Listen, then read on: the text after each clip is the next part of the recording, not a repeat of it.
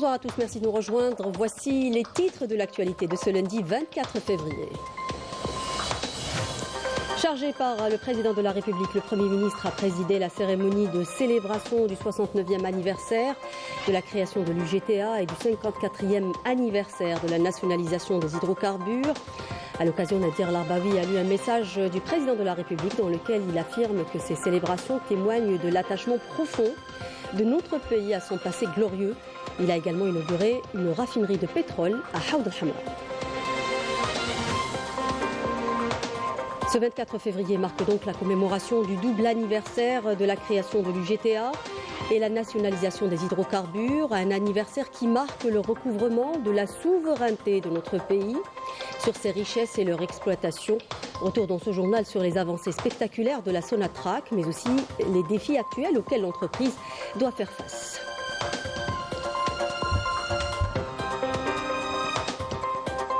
Et dans ce journal, la visite du ministre de l'Intérieur, des collectivités locales et de l'aménagement du territoire à Madrid, où il a rencontré son homologue espagnol. Il a également visité la Direction générale de la sécurité routière espagnole.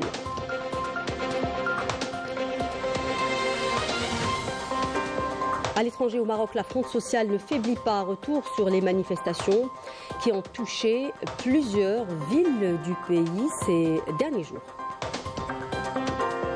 Et nous terminons avec un reportage sur les préparatifs du mois sacré de Ramadan, un rituel auquel s'adonnent les familles algériennes avec joie.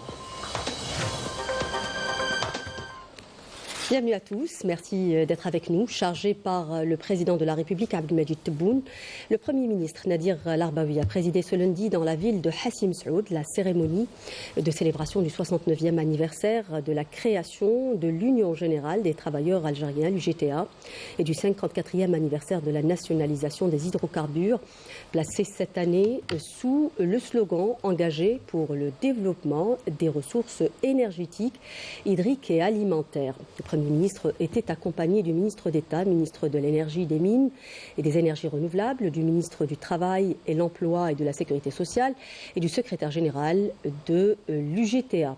La célébration de cet anniversaire historique a été marquée par le message du président de la République, lu à son nom par le Premier ministre et dans lequel le chef de l'État affirme que ces célébrations témoignent de l'attachement profond de notre pays à sa glorieuse histoire et aux leçons tirées de ces étapes cruciales qui préservent la mémoire des hommes qui ont façonné la marche victorieuse de l'Algérie, et ce en évoquant les sacrifices de la génération des pionniers qui ont mené le mouvement de mobilisation des travailleurs et leur engagement.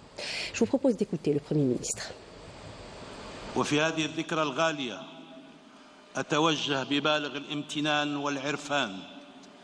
En cette précieuse occasion, j'adresse mes salutations empreintes de reconnaissance aux travailleuses et travailleurs de tous les secteurs, tout en me remémorant avec eux les sacrifices de la génération des pionniers qui ont dirigé le mouvement qui a permis de mobiliser et d'enrôler les travailleurs pour rejoindre la glorieuse révolution de libération.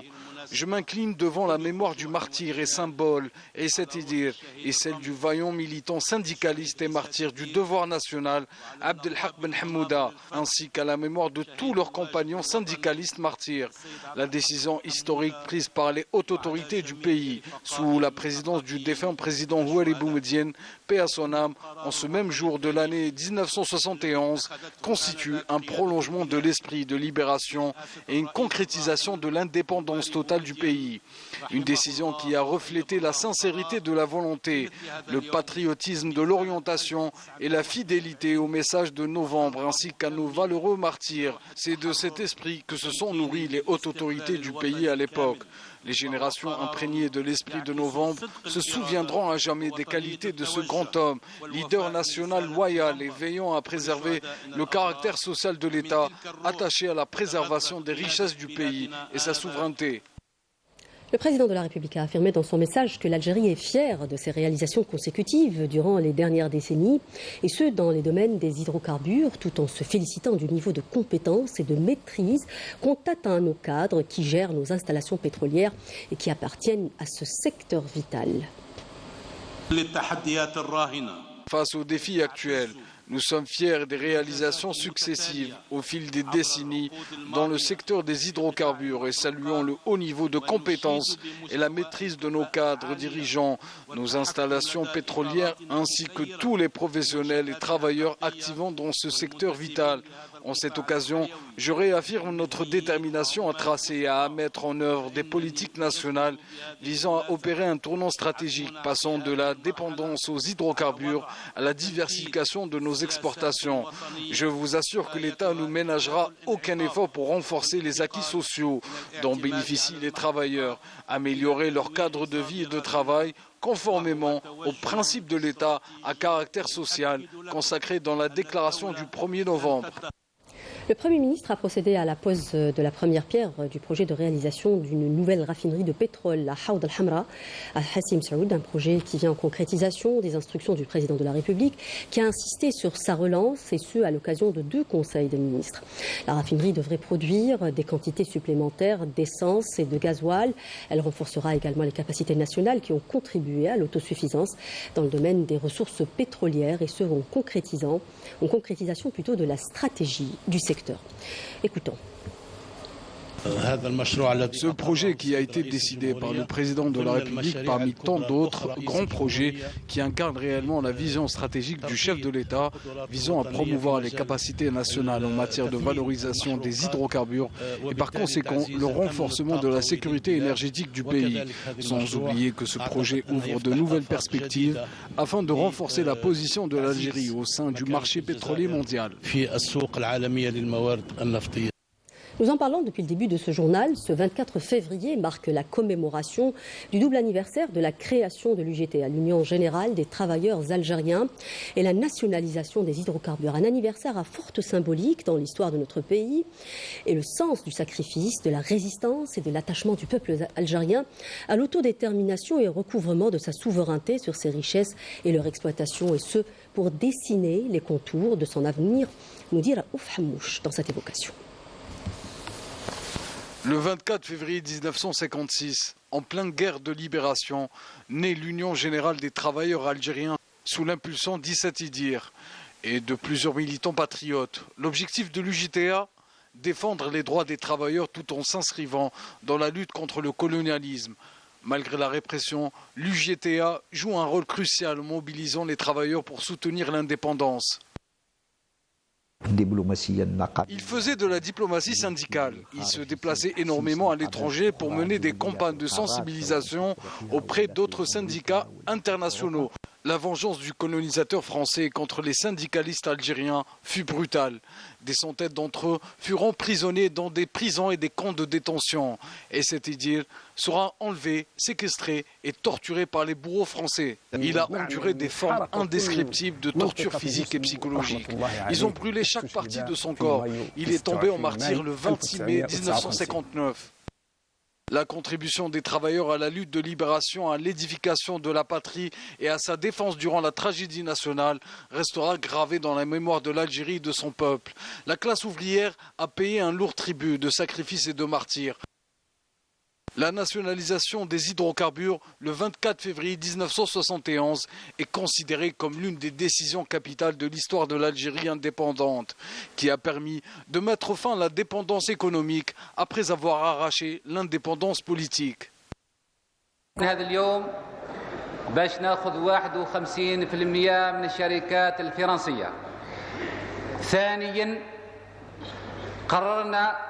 تأميم الغاز الطبيعي الموجود في الصحراء.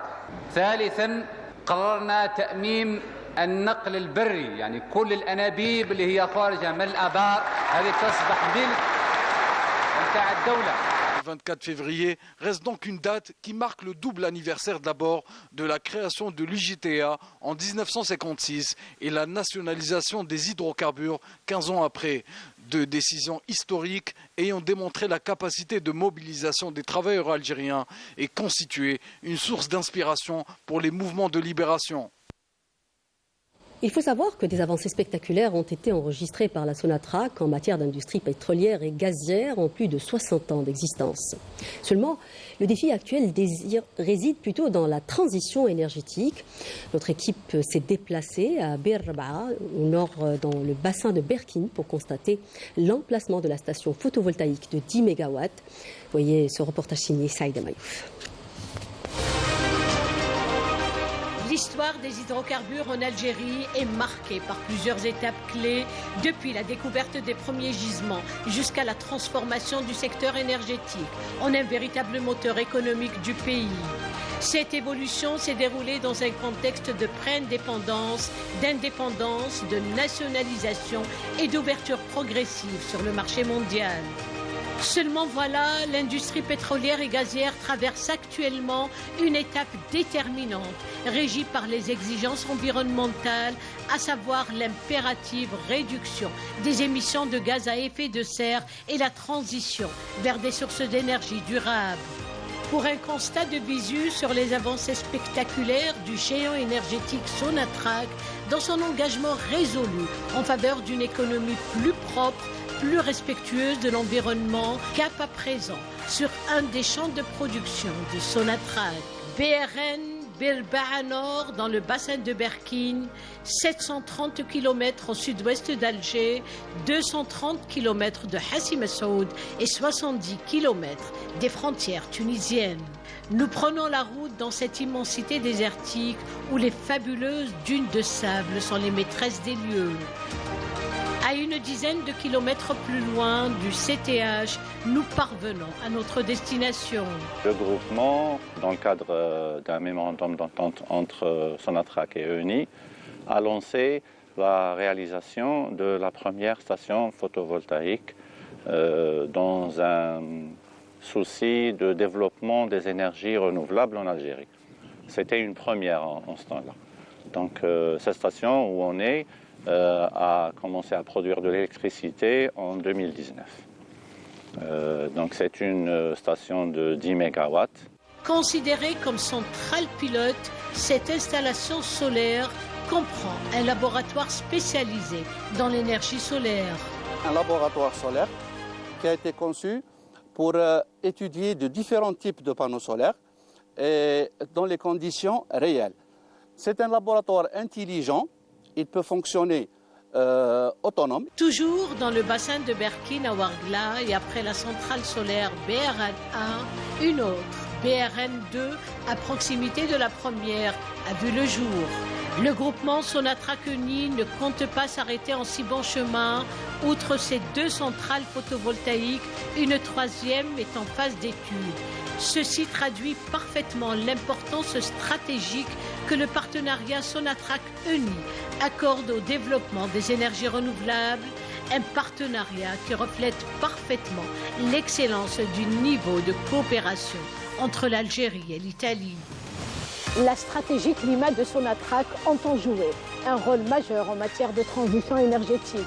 Pour ce faire, développer l'énergie solaire afin d'alimenter les centrales énergétiques, réduire la consommation de gaz et par là même l'empreinte carbone demeure un projet ambitieux afin de développer les énergies renouvelables en Algérie et de contribuer efficacement à la production de 15 000 MW à l'horizon 2035. Et dans le volet coopération, le ministre d'État, ministre des Affaires étrangères, de la communauté nationale à l'étranger et des Affaires africaines, Ahmed Attaf, a reçu aujourd'hui un appel téléphonique du ministre des Affaires étrangères ukrainien Dmytro Kuleba. Les discussions entre les deux parties se sont particulièrement concentrées sur les efforts internationaux visant à trouver un règlement pacifique à la guerre russo-ukrainienne, notamment les initiatives proposées dans le cadre de l'Organisation des Nations Unies, que ce soit au Conseil de sécurité ou au niveau de l'Assemblée générale. Le ministre d'État, ministre des Affaires étrangères, de la communauté nationale à l'étranger et des Affaires africaines, Ahmed Attaf, a reçu également un appel téléphonique de Tahar Al-Baour, ministre libyen chargé de la gestion du ministère des Affaires étrangères de l'État de Libye. Cet échange s'inscrit dans le cadre des traditions de consultation et de coordination entre les deux pays frères, en particulier sur les principales questions politiques actuelles en discussion à l'Assemblée générale et au Conseil de sécurité de l'ONU. Nous lisions en titre, le ministre de l'Intérieur, des collectivités locales et de l'aménagement du territoire, Brahim Red, a rencontré ce lundi à Madrid son homologue espagnol, Fernando Grande Marlaska Gomez, avec lequel il a évoqué les perspectives de coopération entre les secteurs de l'intérieur des deux pays. La rencontre élargie aux délégations des deux pays a permis par ailleurs de passer en revue les perspectives de coopération bilatérale entre les deux secteurs de l'intérieur, notamment dans les domaines liés à la sûreté nationale et à la protection civile. La rencontre a été une occasion pour échanger les expertises concernant la lutte contre le crime transfrontalier et coordonner les efforts conjoints pour faire face aux défis communs. Je vous invite à écouter le ministre de l'Intérieur. Le crime transfrontalier sous toutes ses formes, notamment le trafic illégal d'armes, de munitions et de drogues et substances psychotropes, ainsi que les cybercrimes et la criminalité économique, sans oublier la traite des êtres humains et le trafic d'organes, continuent de constituer une préoccupation sécuritaire qu'il convient de traiter, notamment à la lumière de la croissance des phénomènes criminels et de leur complexité. En raison également de la nature transfrontalière de ces menaces sécuritaires qui nécessitent une réponse collective et une coordination accrue afin de renforcer la préparation et les capacités des appareils de sécurité dans les deux pays. Nous appelons à cette occasion à intensifier la coordination, la concertation et l'échange d'informations entre les services de sécurité afin de lutter contre les réseaux du crime organisé et les neutraliser.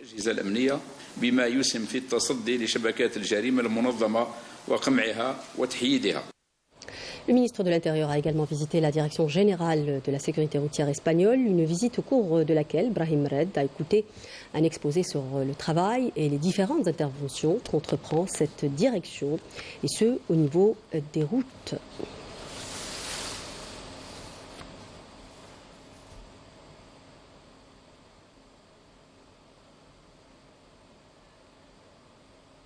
Lors de sa participation à la 58e session du Conseil des droits de l'homme des Nations Unies tenue à Genève, le secrétaire général du ministère des Affaires étrangères, Younes Magraman, a réaffirmé l'engagement de l'Algérie en faveur d'un dialogue constructif et du respect des principes du pluralisme pour la protection des droits de l'homme, en affirmant l'intention de notre pays à faire parvenir sa voix durant ce rendez-vous important. Plus de détails avec notre envoyé spécial, Afaf Blouchette.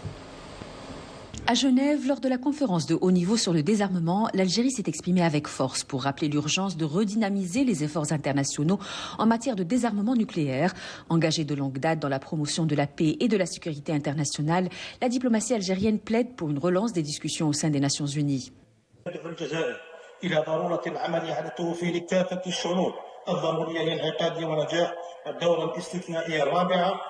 للجمعية العامة للأمم المتحدة المخصصة لقضايا نزع السلاح بما يسمح بتجاوز حالة الانسداد الراهنة كما تأمل بلادي أن تتوج الدورة القادمة لمؤتمر المراجعة لهذه المعاهدة بنتائج أكثر إيجابية. Mais au-delà des perspectives multilatérales, l'Algérie a mis l'accent sur une question qui reste une plaie ouverte dans son histoire, celle des essais nucléaires menés par la puissance coloniale française sur son sol. Des décennies après, le Sahara porte encore les stigmates de ces expérimentations avec des conséquences sanitaires et environnementales désastreuses.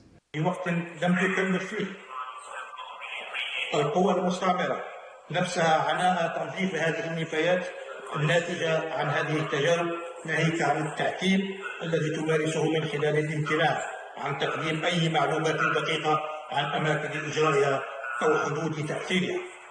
ومن هذا المنظر تجدد الجزائر دعوتها إلى الطرف المسؤول عن هذه التجارب النووية إلى تحمل مسؤولياته الدولية بشكل كامل من خلال تحمل أعباء إعادة تأهيل مواقع التجارب النووية وتنظيفها من مخلفاتها النووية السامة وتعويض ضحايا والكف عن مواصلة التهرب من تحمل مسؤولياته والتقليل من حجم تداعيات هذه الكارثة الإنسانية. Un autre combat porté par l'Algérie, l'éradication totale des mines antipersonnelles héritées de l'occupation coloniale. Fidèle à ses engagements internationaux, Alger a mené à bien son programme de déminage et plaide aujourd'hui pour l'universalisation de la Convention sur l'interdiction de ces armes.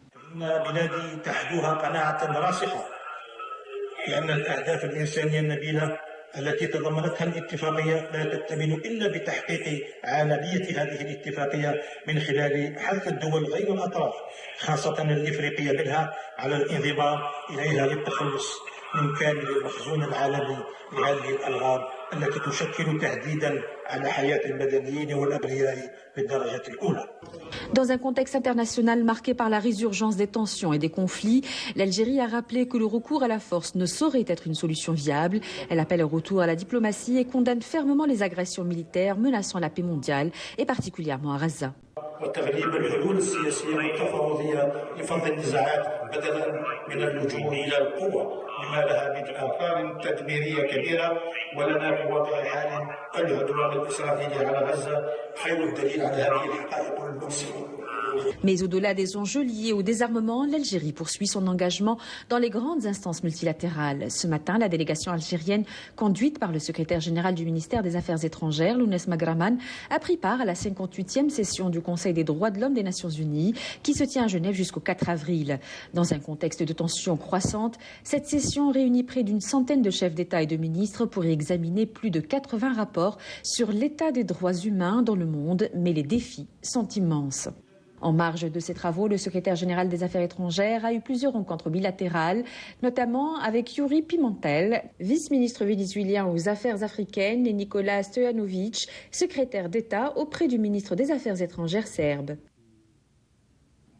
Actualité internationale, d'abord au Proche-Orient où l'entité sioniste menace de reprendre les combats à tout moment dans la bande de Gaza, alors que le Hamas l'accuse de mettre en péril la trêve en bloquant la libération convenue de prisonniers palestiniens. Parallèlement à cela, l'entité sioniste a expulsé avec interdiction de rentrer chez eux quelques 40 000 Palestiniens habitants de 3 camps de réfugiés du nord de la Cisjordanie occupée, où son armée mène une vaste opération depuis un mois, en plus de la montée de la violence des colons en Cisjordanie occupée et les appels sionistes à l'annexion de territoires palestiniens occupés. Au Maroc, la fronde sociale ne faiblit pas. Plusieurs villes du pays ont vécu au rythme des manifestations ces derniers jours. Les manifestants dénoncent la vie chère et la normalisation des relations avec l'entité sioniste. À l'évidence, le fossé se creuse davantage entre les décisions du Marsen et les attentes des citoyens. Bien, voyons ça avec Amira Sefta. Casablanca, Marrakech ou encore Rabat, les rues de plusieurs villes marocaines étaient hier le théâtre d'imposantes marches.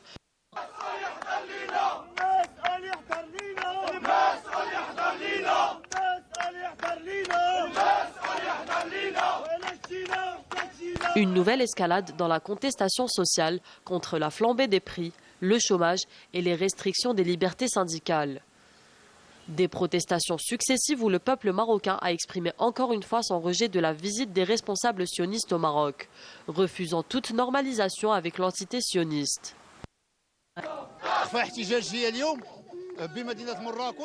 Nous manifestons aujourd'hui à Marrakech pour condamner et dénoncer la visite du ministre sioniste. La société marocaine, y compris ici à Marrakech, rejette cette visite.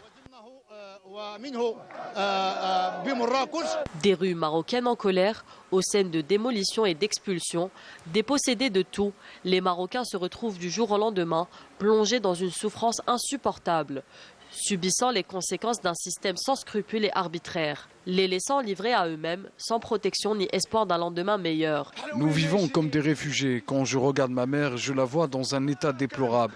Nous en avons assez. Ils ont étudié le droit et ils l'utilisent à mauvais escient, bien évidemment contre nous. Mais nous aussi, nous connaissons nos droits. Nous devons nous protéger contre ces intrusions intempestives et sans autorisation dans nos propriétés. Que Dieu nous rende justice. Vous nous avez opprimés et chassés de chez nous. On nous a privés de tous nos droits en tant que citoyens. Expulsés de force, des milliers de Marocains se retrouvent déracinés et forcés de subir le revers de la normalisation avec l'entité sioniste, en voyant se reproduire le sempiternel scénario de l'expansionnisme sioniste en Palestine occupée, dans leur propre pays. Retour au pays pour parler sport. L'Algérie continue d'organiser des événements sportifs internationaux, surtout après la grande réussite des Jeux méditerranéens d'Oran et du Chan 2022. Cette dynamique témoigne de la volonté de l'Algérie à s'imposer comme un acteur incontournable du sport africain et mondial. C'est ce que nous dit Sarah Derbel dans ce papier. Après avoir brillamment organisé plusieurs événements sportifs par le passé, l'Algérie a confirmé son savoir-faire en matière d'organisation lors des Jeux méditerranéens d'Oran. Une réussite saluée à l'échelle internationale. Ce succès a démontré que l'Algérie dispose des infrastructures des compétences et de l'engagement nécessaires pour accueillir n'importe quelle grande manifestation sportive. Dans cette dynamique, l'Algérie continue de renforcer sa place sur la scène sportive mondiale en organisant des événements majeurs dans plusieurs disciplines. Voilà. Donc l'Algérie, c'est toujours un réceptacle déjà de grands combattants que nous recevons ici, qu'on voit ici travailler. Mais en plus, au niveau de l'organisation, c'est une fédération vraiment qui a l'habitude d'organiser de très grands événements. L'Algérie a l'habitude d'organiser ce genre de compétition. L'État a mis toutes les dispositions pour déjà pour les infrastructures qui sont là, qui existent, que l'État algérien a construit, a mis à la disposition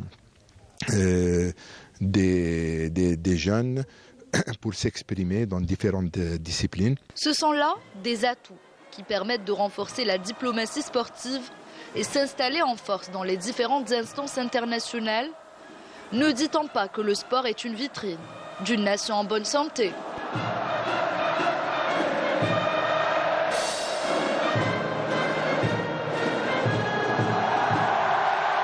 Sport toujours et cette fois-ci avec le portrait de Younes Ayachi qui à 16 ans est déjà une étoile montante de l'athlétisme algérien. Spécialiste du saut en hauteur, il enchaîne les performances remarquables battant record sur record. Sid Ahmed Fethi Bendali revient sur son parcours prometteur. Regardez.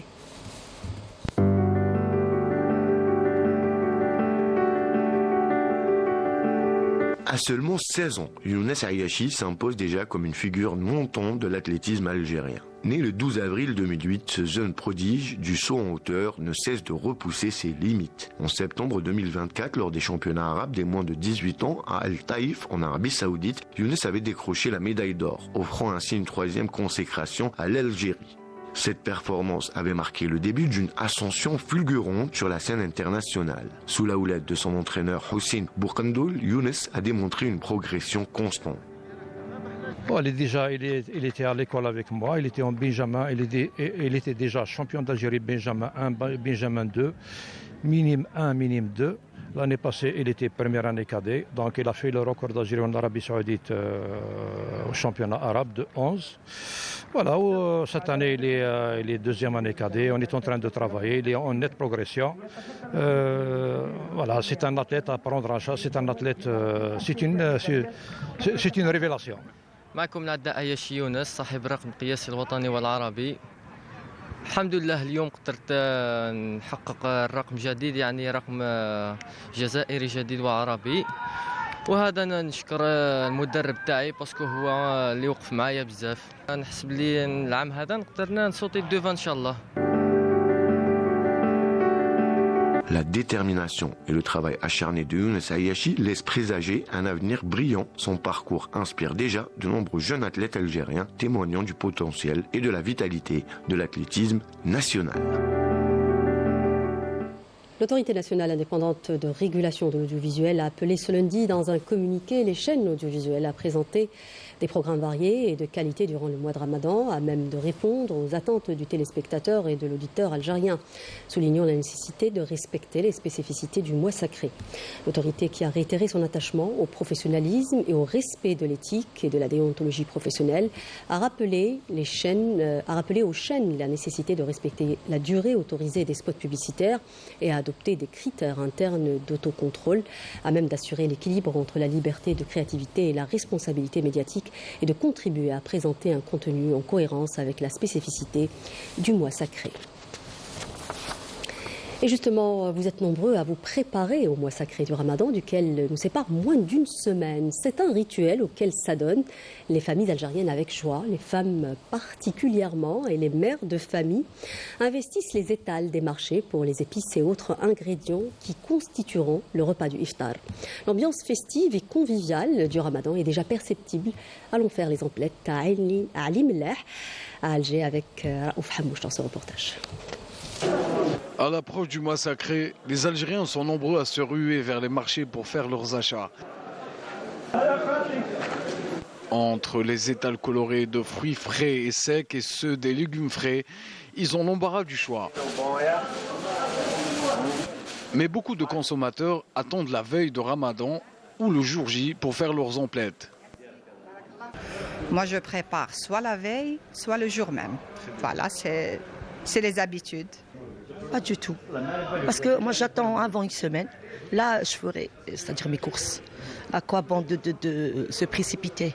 Donc, une fois par semaine, là, je peux faire c'est-à-dire mes courses durant le Ramadan. Les plus prévoyants s'y prennent à l'avance. Ils préfèrent s'approvisionner 15 à 20 jours avant le mois du jeûne pour éviter la foule et acheter moins cher.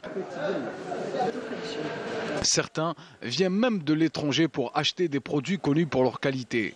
Moi, je suis venue de France et pour voir la famille et pour faire un peu de courses. Pour le Ramadan, je prends des dattes, le manmezl shorba, je prends les briques pour les bourreks parce qu'ils sont mieux ici et des épices. Tous les ans, je viens en Algérie pour faire des courses. Il y a des dates en France, mais je préfère celles d'Algérie. Tout frais. Et je prends quelques courses d'ici et je repars. Ramadan, c'est un mois et demi, ça y est, daraï, ridouyat marsoulin, tout est dans toutes les familles, même à l'étranger, les Algériens. Moi, j'ai mon fils aux États-Unis qui roule me dire Ramadan ando. Pois chiches, lentilles et semoule sont certes les incontournables de Ramadan, mais ce sont les dattes qui sont les vedettes du mois béni, car elles sont essentielles à la rupture du jeûne. Les familles préfèrent acheter les dattes à l'avance car elles ont la possibilité de les stocker, éviter la flambée des prix de cet aliment incontournable pour l'iftar. Qu'elles s'y prennent à l'avance ou à temps, les familles espèrent toutes accueillir Ramadan dans les meilleures conditions et se consacrer pleinement à l'aspect spirituel de ce mois sacré. Avec ce sujet qui nous a déjà mis l'eau à la bouche, nous arrivons au terme de ce journal. Merci de nous prêter attention. L'info continue sur Canal Algérie. Prochain point de l'information à 20h en langue nationale. Je vous souhaite une excellente suite des programmes sur Canal Algérie. J'aurai le grand plaisir de vous retrouver demain à 19h. Au revoir.